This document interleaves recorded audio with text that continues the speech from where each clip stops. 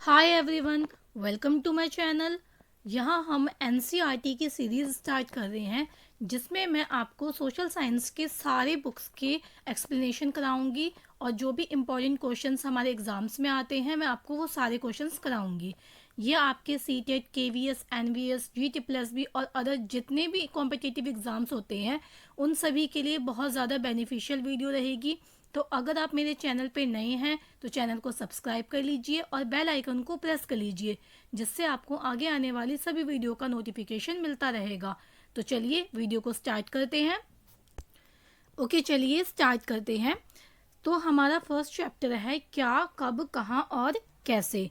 ठीक है, जैसा कि आपने इस बुक का टाइटल देखा, हमारे अतीत, इट मीन्स अतीत जो है वो किसी एक पर्टिकुलर इंसान या कम्युनिटी का नहीं है, वो सबका है। ठीक है, अब आगे देखते हैं। रशीदा का सवाल। रशीदा बैठी अखबार पढ़ रही थी। अचानक उसकी निगाह एक सुर्खी पर पड़ी। 100 साल पहले। वह सोचने लगी कि कोई कैसे जान सकता है कि इतने वर्षों पहले क्या हुआ था। अब देखिए, ये क्वेश्चन आपके भी माइंड में आ सकता है। अगर मैं आपसे कह दूं बताओ 500 साल पहले क्या हुआ था, तो आप भी सोच में पड़ जाओगे कि इतने साल पहले का कैसे पता लगाएं। ठीक है, तो इसी तरह से ये लड़की है, ये सोच में पड़ गई। अब आगे देखते हैं क्या होता है। कैसे पता लगाएं। यह जानने के लिए कि कल क्या हुआ था, तुम रेडियो सुन सकते हो, टेलीविज़न देख सकते हो या फिर अखबार पढ़ सकते हो। साथ ही ये जानने के लिए कि पिछले साल क्या हुआ था, तुम किसी ऐसे व्यक्ति से बात कर सकते हो जिसे उस समय की स्मृति हो। लेकिन बहुत पहले क्या हुआ था ये कैसे जाना जा सकता है। ठीक है, आगे देखते हैं। अतीत के बारे में हम क्या जान सकते हैं। तो अतीत के बारे में बहुत कुछ जाना जा सकता है, जैसे लोग क्या खाते थे, कैसे कपड़े पहनते थे, किस तरह के घरों में रहते थे। हम आखेटक होते हैं बेटा शिकारी। ठीक है, पशुपालकों, कृषकों, शासकों, व्यापारियों, पुरोहितों, शिल्पकारों, कलाकारों, संगीतकारों या फिर वैज्ञानिकों के जीवन के बारे में जानकारियां हासिल कर सकते हैं। यही नहीं, हम ये भी पता कर सकते हैं कि उस समय बच्चे कौन से खेल खेलते थे, कौन सी कहानियां सुना करते थे, कौन से नाटक देखा करते थे या फिर कौन कौन से गीत गाते थे। लोग कहाँ रहते थे। अब देखिए यहाँ पे क्या है, नर्मदा नदी। ठीक है, ये बहुत ही इंपॉर्टेंट है, इसको ध्यान से सुनना सारे बच्चे। कई लाख वर्ष पहले से लोग इस नदी के तट पर रह रहे हैं। यहाँ रहने वाले आरंभिक लोगों में से कुछ कुशल संग्राहक थे जो आसपास के जंगलों की विशाल संपदा से परिचित थे। अपने भोजन के लिए वे जड़ों, फलों तथा जंगल के अन्य उत्पादों का यहीं से संग्रह किया करते थे। वे जानवरों का आखेट यानी शिकार भी करते थे, इसीलिए उनका नाम आखेटक पड़ा। तो कई 100 साल पहले लोग कहाँ रहते थे, लाखों साल पहले लोग रहते थे नर्मदा नदी के तट पर। अब आगे देखेंगे। उत्तर पश्चिम की सुलेमान और केथर पहाड़ियाँ। ठीक है, कहाँ पर है ये, उत्तर पश्चिम में। इसी क्षेत्र में कुछ ऐसे स्थान हैं जहाँ लगभग 8000 साल पहले स्त्री पुरुषों ने गेहूं तथा जौ जैसी फसलों को उपजाना आरंभ किया। उन्होंने भेड़, बकरी और गाय बैल जैसे पशुओं को पालतू बनाना शुरू किया। देखिए, अगर आपसे ये पूछा जाएगा कि सबसे पहले कहाँ पे फसल उगाया गया, तो ये उगाया गया सुलेमान और केथर पहाड़ी में। ठीक है, क्या उगाया गया, गेहूं और जौ। कब उगाया गया, तो ये 8000 साल पहले उगाया गया था। ठीक है, अब आगे देखेंगे। ये लोग गांवों में रहते थे। उत्तर पूर्व में गारो तथा मध्य भारत में विंध्य पहाड़ियों का पता लगाओ। ये कुछ ऐसे क्षेत्र थे जहां कृषि का विकास हुआ। जहां सबसे पहले चावल उपजाया गया वे स्थान विंध्य के उत्तर में स्थित है। ठीक है, अब सबसे पहले चावल कहाँ उगाया गया, तो ये विंध्य के उत्तर में उगाया गया। गेहूं और जौ, सुलेमान और केथर पहाड़ी 8000 साल पहले। ठीक है, चलिए आगे देखेंगे।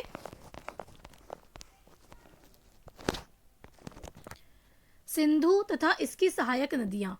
ठीक है, सहायक नदियाँ उन्हें कहते हैं जो एक बड़ी नदी में मिल जाती है, यानी जो छोटी छोटी नदियाँ होती हैं वो जब बड़ी नदी में मिल जाती है तो वो उसकी सहायक नदी कहलाती है। लगभग 4700 वर्ष पूर्व इन्हीं नदियों के किनारे कुछ आरंभिक नगर फले फूले। इस बेटा इस क्वेश्चन में बहुत बार बच्चे कंफ्यूज हो जाते हैं कि अगर आपसे सिंधु नदी पूछेगा तो आपको बताना है 4700 वर्ष पूर्व। ठीक है, और अगर गंगा और इसकी सहायक नदी के किनारे तथा समुद्र तटवर्ती इलाकों में नगरों का विकास पूछा जाएगा तो फिर आप बताओगे 2500 वर्ष पूर्व। ठीक है, सिंधु नदी 4700 वर्ष पूर्व और गंगा नदी 2500 वर्ष पूर्व। ये क्वेश्चन सीटेट में कई बार पूछा गया है। चलिए आगे देखते हैं। गंगा तथा इसकी सहायक नदी सोन। गंगा के दक्षिण में इन नदियों के आसपास का क्षेत्र प्राचीन काल में मगध, जो कि अब वर्तमान में बिहार नाम से जाना जाता था। इसके शासक बहुत शक्तिशाली थे और उन्होंने एक विशाल राज्य स्थापित किया था। देश के अन्य हिस्सों में भी ऐसे राज्यों की स्थापना की गई थी। आगे देखते हैं। लोगों ने सदैव उपमहाद्वीप के एक हिस्से से दूसरे हिस्से तक यात्रा की। कभी कभी हिमालय जैसे ऊंचे पर्वतों, पहाड़ियों, रेगिस्तान, नदियों तथा समुद्रों के कारण यात्रा जोखिम भरी होती थी। फिर भी ये यात्रा उनके लिए असंभव नहीं थी। अतः कभी लोग काम की तलाश में तो कभी प्राकृतिक आपदाओं के कारण एक स्थान से दूसरे स्थान जाया करते थे। कभी कभी सेनाएं दूसरे क्षेत्रों पर विजय हासिल करने के लिए जाती थी। इसके अतिरिक्त व्यापारी कभी काफिले में तो कभी जहाज़ों में अपने साथ मूल्यवान वस्तुएं लेकर एक स्थान से दूसरे स्थान जाते रहते थे। धार्मिक गुरु लोगों को शिक्षा और सलाह देते हुए एक गांव से दूसरे स्थान जाते थे, एक कस्बे से दूसरे कस्बे जाया करते थे। कुछ लोग नए और रोचक स्थानों को खोजने की चाह में उत्सुकतावश भी यात्रा किया करते थे। इन सभी यात्राओं से लोगों को एक दूसरे के विचारों को जानने का अवसर मिला। अब एक जगह से जब दूसरी जगह जाएंगे तो वहाँ की जो कल्चर होगी वो भी आप सीखोगे, देखोगे। ठीक है, और अपनी भी कल्चर की बातें वहाँ पे पहुँचाओगे आप। ठीक है, आज लोग यात्राएं क्यों करते हैं? एक बार फिर से मानचित्र 1 को देखो। पहाड़ियां, पर्वत और समुद्र इस उपमहाद्वीप की प्राकृतिक सीमा का निर्माण करते हैं। हालांकि लोगों के लिए इन सीमाओं को पार करना आसान नहीं था। जिन्होंने ऐसा चाहा वे ऐसा कर सके। वे पर्वतों की ऊंचाई को छू सके तथा गहरे समुद्रों को पार कर सके। उपमहाद्वीप के बाहर से भी कुछ लोग यहाँ आए और यहीं बस गए। लोगों के इस आवागमन ने हमारी सांस्कृतिक परंपराओं को समृद्ध किया। कई सौ वर्षों से लोग पत्थर को तराशने, संगीत रचने और यहाँ तक कि भोजन बनाने के नए तरीकों के बारे में एक दूसरे के विचारों को अपनाते रहे हैं। अब देखिए, उस टाइम के लोगों के पास जो उनकी बेसिक नीड थी वो थी खाना। ठीक है, उनको क्या करना है? खाना खाना है, जिंगल वाला हु करना है, जंगलों में रहना है, बस उनका दिन कट जाता था। इसके अलावा उनके पास इतना कुछ ज़्यादा काम नहीं था और एक जगह से दूसरी जगह जाने के लिए उनके पास कोई सोर्सेज नहीं थे। इसलिए उनके लिए बहुत मुश्किल होता था जब वो एक जगह से दूसरी जगह जाते थे। लेकिन जो बिल्कुल इच्छा रखते थे कि नहीं मुझे तो करना है, वो इंसान कर देता था। चलिए अब इस पेज में यहाँ पे थोड़ा सा ये देख लेते हैं। दक्षिण एशिया। आधुनिक भारत, पाकिस्तान, बांग्लादेश, नेपाल, भूटान और श्रीलंका और अफगानिस्तान, ईरान, चीन तथा म्यांमार आदि पड़ोसी देशों को दर्शाता है। ठीक है, कई बार आपसे पूछ भी लिया जाता है कि आपके पड़ोसी देश कौन से हैं। दक्षिण एशिया एक महाद्वीप से छोटा है, लेकिन विशालता तथा बाकी एशिया में समुद्रों, पहाड़ियों तथा पर्वतों से बटे होने के कारण इसे प्राय उपमहाद्वीप कहा जाता है। किसे कहा जाता है? दक्षिण एशिया को। क्या? उपमहाद्वीप। चलिए आगे देखते हैं। अब है देश के नाम। अपने देश के लिए हम प्राय इंडिया तथा भारत जैसे नामों का प्रयोग करते हैं। इंडिया शब्द, अब ये बार बार क्वेश्चन पूछा जाता है, इसे ध्यान से समझना। इंडस से निकला है, जिसे संस्कृत में सिंधु कहा जाता है। अपने एटलस में ईरान और यूनान का पता लगाओ। लगभग 2500 वर्ष पूर्व उत्तर पश्चिम की ओर से आने वाले ईरानियों और यूनानियों ने सिंधु को हिंदोस तथा इंदोस और इस नदी के पूर्व में स्थित भूमि प्रदेश को इंडिया कहा था। किसने कहा था? ईरानियों और यूनानियों ने। क्या कहा था? हिंदोस या इंदोस। ठीक है, और इस भूमि के पास में जो रहने वाले लोग थे उन्हें उसे इंडिया कहा था। ठीक है, इस प्रदेश को। भारत नाम का प्रयोग उत्तर पश्चिम में रहने वाले लोगों के एक समूह के लिए किया जाता था। कहते थे भरत नाम का एक कबीला हुआ करता था और उसकी जो संतान थी उन्हें हम भारतीय या भरत की संतान कहते थे। इस समूह का उल्लेख संस्कृत की आरंभिक लगभग 3500 वर्ष पुरानी कृति ऋग्वेद में भी मिलता है। तो ऋग्वेद में कौन सा शब्द मिलता है? भरत नाम का शब्द। ठीक है, चलिए आगे देखते हैं। अतीत के बारे में कैसे जाने? अतीत की जानकारी हमें कई तरह से प्राप्त कर सकते हैं। इनमें से एक तरीका अतीत में लिखी गई पुस्तकों को ढूंढना और पढ़ना है। ये पुस्तकें हाथ से लिखी होने के कारण पांडुलिपि कही जाती है। अंग्रेजी में पांडुलिपि के लिए प्रयुक्त होने वाला शब्द जो है उसे कहते हैं मैन्यूस्क्रिप्ट। हाथ से लिखी हुई पुस्तक क्या कहलाती है? पांडुलिपि। लैटिन शब्द मेन्यू जिसका अर्थ है हाथ से निकला है। ये पांडुलिपियां प्राय ताड़पत्रों अथवा हिमालय क्षेत्र में उगने वाले भुर्ज नामक, ठीक है, ये भी बहुत इंपॉर्टेंट है, की छाल से विशेष तरीके से तैयार भोजपत्र पर मिलती है। ठीक है, तो पांडुलिपि जो होती है वो किससे लिखी जाती है? हाथ से। और ये किस पे लिखी जाती है? ताड़पत्रों पे, जो कि कहाँ मिलती है? हिमालय क्षेत्र में भुर्ज नामक पेड़ पे। यहाँ पे ये भी देख लीजिए थोड़ा सा। ताड़पत्रों से बनी पांडुलिपि का एक पृष्ठ। यह पांडुलिपि लगभग 1000 वर्ष पहले लिखी गई थी। किताब बनाने के लिए ताड़ के पत्तों को काटकर उनके अलग अलग हिस्सों को एक साथ बांध दिया जाता था। भुर्ज पेड़ की छाल से बनी ऐसी ही एक पांडुलिपि की को तुम यहाँ देख सकते हो। ये है बेटा, ठीक है, पांडुलिपि। और ये कैसे लिखी जाती थी, मतलब इसको बनाते कैसे थे? पेड़ों को इकट्ठा करके उनकी जो पत्तियां होती थी उसको गट्ठर बना के उसको खूब पीटते थे। पहले अच्छे से पकड़ के खूब पीटेंगे, उसे फिर पतला कर देंगे, फिर उसके ऊपर इसे लिखा जाता था। और ये कौन से पेड़ की छाल से बनाते थे? तो भुर्ज पेड़ की। चलिए आगे देखते हैं। इतने वर्षों में इनमें से कई पांडुलिपियों को कीड़ों ने खा लिया तथा कुछ नष्ट कर दी गई। फिर भी ऐसी कई पांडुलिपियां आज भी उपलब्ध है। प्राय ये पांडुलिपियां मंदिरों और विहारों में प्राप्त होती है। देखे होंगे आपने, कई ऐसे जो होते हैं उनके पत्ते ना झड़ जाते हैं। ठीक है, तो क्या होता है कि जो कीड़े होते हैं वो उसे खा लेते हैं, तो कई बार वो नष्ट भी हो चुकी है।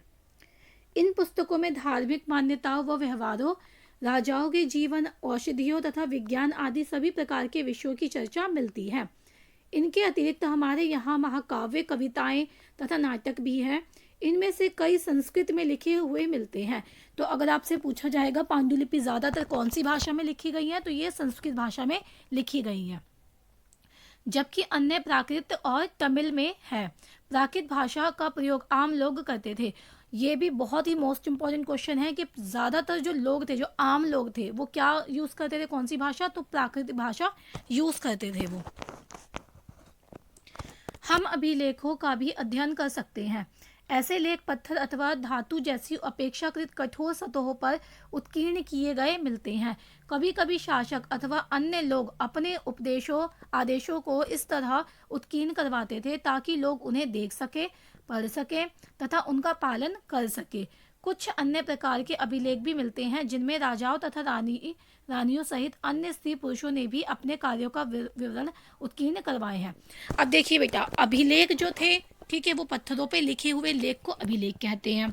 अब ज़्यादातर क्या करते थे, ये राजा और रानी जो थे, ठीक है, इम्पॉर्टेंट कोई चीज़ होती थी उसको या लोगों तक पहुंचाने के लिए इसका यूज़ करते थे, क्योंकि पत्ते जो थे वो झड़ जाते थे, ठीक है, उसे कीड़े खा लेते थे और वो कई बार रास्ते में ही नष्ट हो जाते थे। लेकिन जो अभिलेख है, यानी जो पत्थरों पे लिख दिया, वो ज़िंदगी भर, मतलब बहुत लंबे टाइम तक वो रहता था। ठीक है, जैसे अभी भी आप लोग अगर लाल किला, पुराना किला, कुतुब मीनार, इन जगहों पे जाते हो तो वहाँ पे अभी भी आपको पत्थरों पे लिखे हुए लेख मिलते हैं, वही अभिलेख कहलाते हैं। ठीक है, चलिए यहाँ देखते हैं। लगभग 2250 वर्ष पुराना यह अभिलेख वर्तमान अफगानिस्तान के कंधार से प्राप्त हुआ है। कहाँ से प्राप्त हुआ है? कंधार से। यह अभिलेख अशोक नामक शासक के आदेश पर उत्कीर्ण करवाया गया था। कहते हैं बेटा, सबसे पहले जो लेख लिखवाया था वो अशोक ने ही लिखवाया था। ठीक है, इस शासक के विषय में तुम अध्याय 8 में पढ़ोगी। जब हम कुछ लिखते हैं तब हम किसी लिपि का प्रयोग करते हैं। लिपियां अक्षरों अथवा संकेतों से बनी होती है। जब हम कुछ बोलते हैं अथवा पढ़ते हैं तब हम एक भाषा का प्रयोग करते हैं। यह अभिलेख इस क्षेत्र में प्रयुक्त होने वाला यूनानी तथा अरामाइक नामक 2 भिन्न लिपियों तथा भाषाओं में है। ठीक है, जब हम लिखते हैं तो वो लिपि कहलाती है। चले, जैसे मैंने ये लिखा, ये लिपि हो गई इंग्लिश और रोमन। ठीक है, अंग्रेजी की लिपि हो गई रोमन। हिंदी में लिखा मैंने ये, तो ये देवनागरी हो गई, ठीक है। यानी लिखी हुई चीज़ वो जो होती है वो लिपि कहलाती है, और जो हम बोलते हैं उसे हम भाषा कहते हैं।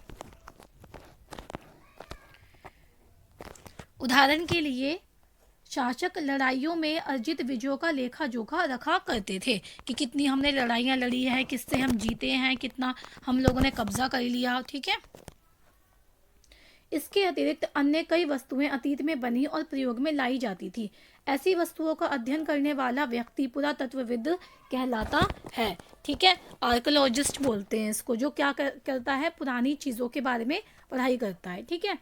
पुरातत्वविद पत्थर और ईंट से बनी इमारतों व के अवशेषों, चित्रों तथा मूर्तियों का अध्ययन करते हैं। क्या क्या अध्ययन करते हैं समझ गए होगे आप, ठीक है। अवशेष जो होते हैं, बचे कुचे मूर्ति और चित्रों का करते हैं। वे औजारों, हथियारों, बर्तनों, आभूषणों तथा सिक्कों की प्राप्ति के लिए छानबीन तथा खुदाई भी करते हैं। इनमें से कुछ वस्तुएं पत्थर, पकी मिट्टी तथा कुछ धातु की बनी हो सकती है। ऐसे तत्व कठोर तथा जल्दी नष्ट न होने वाले होते हैं। अभी मैंने आपको बताया जो पत्थर की चीज़ें होंगी वो जल्दी नष्ट नहीं होंगी, ठीक है, और वो लंबे टाइम तक रहेगी। फिर उसका हम क्या करेंगे, खोजेंगे उसे, फिर उसके बारे में जब हम जानकारी हासिल करते हैं उसको हम आर्कोलॉजिस्ट कहते हैं। पुरातत्वविद जानवरों, चिड़ियों तथा मछलियों की हड्डियां भी ढूंढते हैं। इससे उन्हें ये जानने में भी मदद मिलती है कि अतीत में लोग क्या खाते थे। वनस्पतियों के अवशेष बहुत मुश्किल से बच पाते हैं। यदि अन्न के दाने अथवा लकड़ी के टुकड़े जल जाते हैं तो वे जले हुए रूप में बचे रहते हैं, ठीक है। क्या पुरातत्वविदों को बहुधा कपड़ों के अवशेष मिलते होंगे? अब देखते हैं। पांडुलिपियों, अभिलेखों तथा पुरातत्व से ज्ञात जानकारियों के लिए इतिहासकार प्राय स्रोत शब्द का प्रयोग करते हैं, यानी सोर्स जिसको हम बोलते हैं। इतिहासकार उन्हें कहते हैं जो अतीत का अध्ययन करते हैं, यानी हिस्टोरियंस जो होते हैं, ठीक है। क्या करते हैं, ये अतीत का यानी जो हमारी हिस्ट्री होता है उसके बारे में स्टडी करते हैं। स्रोत के प्राप्त होते ही अतीत के बारे में पढ़ना बहुत रोचक हो जाता है, क्योंकि इन स्रोतों की सहायता से हम धीरे धीरे अतीत का पुनर्निर्माण करते जाते हैं। अतः इतिहासकार तथा पुरातत्वविद उन जासूसों की तरह है जो इन सभी स्रोतों का प्रयोग सुराग के रूप में कर अतीत को जानने का प्रयास करते हैं। उनको जो चीज़ें मिलती जाएगी वो इकट्ठा करते रहेंगे, ठीक है। फिर उसको मतलब रिलेट करेंगे दूसरी चीज़ से, और उससे उनको क्या होगी, इन्फॉर्मेशन मिलेगी कि ये इस जगह से मिली है, यहाँ पे और भी कुछ चीज़ें हैं, फिर ये लोग ऐसे रहते होंगे, ऐसे कपड़े पहनते होंगे, ठीक है। तो वो जो हिस्ट्री के बारे में स्टडी करते हैं फिर वो बहुत ज़्यादा क्या होता है, रोचक हो जाता है। अब यहाँ पे देखिए बाएं, एक प्राचीन नगर से प्राप्त पात्र दिया गया है, ठीक है। पॉइंट जो है, इस तरह के पात्रों का प्रयोग 4700 वर्ष पूर्व होता था। दाएं क्या दिया गया है, एक पुराना चांदी का सिक्का दिया गया है, ठीक है। दिखाती हूं मैं, ये चांदी के सिक्के दिए गए हैं, ये, ठीक है। इस तरह के सिक्कों का प्रयोग लगभग 2500 वर्ष पूर्व होता था। पॉइंट का कितने साल पहले, 4700, और सिक्के का 2500 साल पहले, ठीक है। चलिए आगे देखते हैं। अतीत, एक या अनेक। अभी मैंने आपको स्टार्टिंग में ये बताया था। क्या तुमने इस पुस्तक के शीर्षक हमारे अतीत पर ध्यान दिया है? यहाँ अतीत शब्द का प्रयोग बहुवचन के रूप में किया गया है। ऐसा इस तथ्य, मैंने अभी आपको बताया था कि एक का अतीत नहीं है, बहुत सारे लोगों का अतीत है, ठीक है, सबका ही अतीत है, की ओर ध्यान दिलाने के लिए किया गया है कि अलग अलग समूह के लोगों के लिए इस अतीत के अलग अलग मायने थे। उदाहरण के लिए पशुपालकों तथा कृषकों का जीवन राजाओं तथा राज्यों के जीवन से तथा व्यापारियों के जीवन शिल्पकारों के जीवन से बहुत भिन्न था। जैसा कि हम आज भी देखते हैं, उस समय भी देश के अलग अलग हिस्सों में लोग अलग अलग व्यवहारों और रीति रिवाजों का पालन करते थे, जैसे आज भी है, ठीक है। सोसाइटी में आप देखते ही हैं, कुछ अमीर है, कुछ गरीब है, ठीक है, कुछ ज़्यादा एजुकेटेड लोग हैं, कुछ इलिटरेट है, इस तरह की अभी भी ऊंच नीच बनी हुई है। तो ये चीज़ें पहले भी हुआ करती थी। उदाहरण के लिए आज अंडमान द्वीप के अधिकांश लोग अपना भोजन मछलियां पकड़कर, शिकार करके तथा फल फूल के संग्रह द्वारा प्राप्त करते हैं।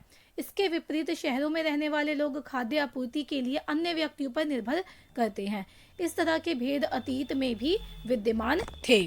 ठीक है, एक ही जगह पे आपको हर चीज़ नहीं मिल सकती थी, उसके लिए आपको एक जगह से दूसरी जगह जाना पड़ता था और डिपेंड होना पड़ता था किसी दूसरे पे। इसके अतिरिक्त एक अन्य तरह का भेद है, उस समय शासक अपनी विजयों का लेखा जोखा रखते थे। यही कारण है कि हम उन शासकों तथा उनके द्वारा लड़ी जाने वाली लड़ाइयों के बारे में काफ़ी कुछ जानते हैं, जबकि शिकारी, मछुआरे, संग्राहक, कृषक अथवा पशुपालक जैसे आम आदमी प्राय अपने कार्यों का लेखा जोखा नहीं रखते थे। ठीक है, अब जो गरीब आदमी है वो इतना सोचता भी नहीं था कि मुझे इसके बारे में लिखना है, पढ़ना है। ठीक है, जो राजा महाराजा होते थे वो लिखवाने के लिए अपने पास लोग रखते थे, लेकिन जो गरीब आदमी होगा, जैसे मछुआरे, संग्राहक हो गए, कृषक हो गए, ये क्या करेंगे, अपना काम करेंगे, बस इनका दिन कट जाएगा। ठीक है, पुरातत्व की सहायता से हमें उनके जीवन को जानने में मदद मिलती है। हालांकि अभी भी इनके बारे में बहुत कुछ जानना शेष है, क्योंकि राजा महाराजाओं के बारे में तो मिल जाता है, लेकिन जो आम जनता है उनके बारे में जानकारी हासिल करना मुश्किल हो जाता है। तिथियों का मतलब, अब डेट्स के बारे में देखते हैं। अगर कोई तुमसे तिथि के विषय में पूछे तो तुम शायद उस दिन की तारीख, माह, वर्ष, जैसा कि 2000 या इसी तरह का कोई और वर्ष बताओगी। वर्ष की यह गणना ईसाई धर्म प्रवर्तक ईसा मसीह के जन्म की तिथि से की जाती है। अतः 2000 वर्ष कहने का तात्पर्य ईसा मसीह के जन्म के 2000 वर्ष के बाद से है। ईसा मसीह के जन्म के पूर्व की सभी तिथियां ईसा से पहले के रूप में जानी जाती है। इस पुस्तक में हम 2000 को अपना आरंभिक बिंदु मानते हुए वर्तमान से पूर्व की तिथियों का उल्लेख करते हैं। ये आपको मैं थोड़ा समझा देती हूँ कि इसके अंदर होता क्या है। जैसे मान लीजिए यहाँ पे आरंभिक बिंदु माना मैंने 0। ठीक है, अब इसके आगे जो चलेगा ना, ये ईसा मसीह के बाद का चलेगा, और इससे पहले वाला जो टाइम चलेगा वो ईसा पूर्व चलेगा। ठीक है, तो अगर मैं यहाँ पे बोलूँ 2000, तो इसका मतलब है ईसा मसीह के जन्म के 2000 साल बाद। ठीक है, और अगर मैं बोलूँ यहाँ पे 2000, तो ईसा मसीह के जन्म से 2000 साल पहले, यानी ईसा पूर्व में आ जाएगा, और यहाँ पे सिर्फ ई लिखा जाएगा यहाँ पे। ठीक है, इस तरह से होता है ये। चलिए आगे देखते हैं।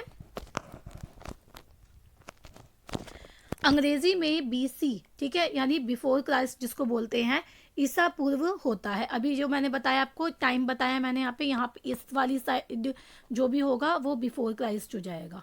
ठीक है, और इसके आगे वाला जो होगा एडी कहलाएगा, यानी इधर वाला जो होगा वो कहलाएगा एडी या एनो डोमिनी। ठीक है, इसको एनो डोमिनी बोलते हैं, जो 2 लैटिन शब्दों से बना है। इसका तात्पर्य ईसा मसीह के जन्म के वर्ष से है। ठीक है, एडी हम कहाँ लिखते हैं, कई बार हम ईसा मसीह के जन्म के जो बाद में टाइम होता है उसे हम CE तथा BC और की जगह BCE भी लिखते हैं। ठीक है, एडी की जगह पे यहाँ पे हम क्या लिख देंगे, CE कॉमन एरा। ठीक है, या BCE before common era. CE अक्षरों का कॉमन एरा और BC का बिफोर कॉमन एरा के लिए प्रयुक्त किया जाता है। हम इन शब्दों का प्रयोग इसलिए करते हैं क्योंकि विश्व के अधिकांश देशों में अब इस कैलेंडर का प्रयोग सामान्य हो गया है। भारत में तिथियों के इस रूप का प्रयोग लगभग 200 वर्ष पूर्व आरंभ हुआ था। 200 साल पहले स्टार्ट हुआ था ये। ठीक है, कभी कभी अंग्रेजी में BP यानी बिफोर प्रेजेंट भी कहा जाता है। ठीक है, यानी वर्तमान से पहले, यानी इस वाले टाइम को कहा जाएगा, ये वाला टाइम जो होगा। ठीक है, चलिए तो ये चैप्टर हमारा यहाँ पे फिनिश होता है। ये वैसे देख लीजिए, बट इतना कोई इम्पोर्टेंट नहीं है, मैं आपको ऐसे समझा देती हूँ। जैसा कि हमने पहले पढ़ा, अभिलेख कठोर सतहों पर उत्कीर्ण करवाए जाते हैं। इनमें से कई अभिलेख कई 100 वर्ष पूर्व लिखे गए थे। सभी अभिलेखों में लिपियों का और भाषाओं का प्रयोग हुआ है। समय के साथ साथ अभिलेखों में प्रयुक्त भाषाओं तथा लिपियों में बहुत बदलाव आ चुका है। विद्वान ये कैसे जान पाते हैं कि क्या लिखा था? इसका पता अज्ञात लिपि का अर्थ निकालने की एक प्रक्रिया द्वारा लगाया जा सकता है। इस प्रकार से अज्ञात लिपि को जानने की एक प्रसिद्ध कहानी उत्तरी अफ्रीकी देश मिस्र से मिलती है। लगभग 5000 वर्ष पूर्व यहाँ राजा रानी रहते थे। ठीक है, मिस्र के उत्तरी तट पर रोसेटा नाम का एक कस्बा है। यहाँ से एक ऐसा उत्कीर्णित पत्थर मिला है जिस पर एक लेख 3 भिन्न भिन्न भाषाओं तथा लिपियों यूनानी मिस्र लिपि के 2 प्रकार में है।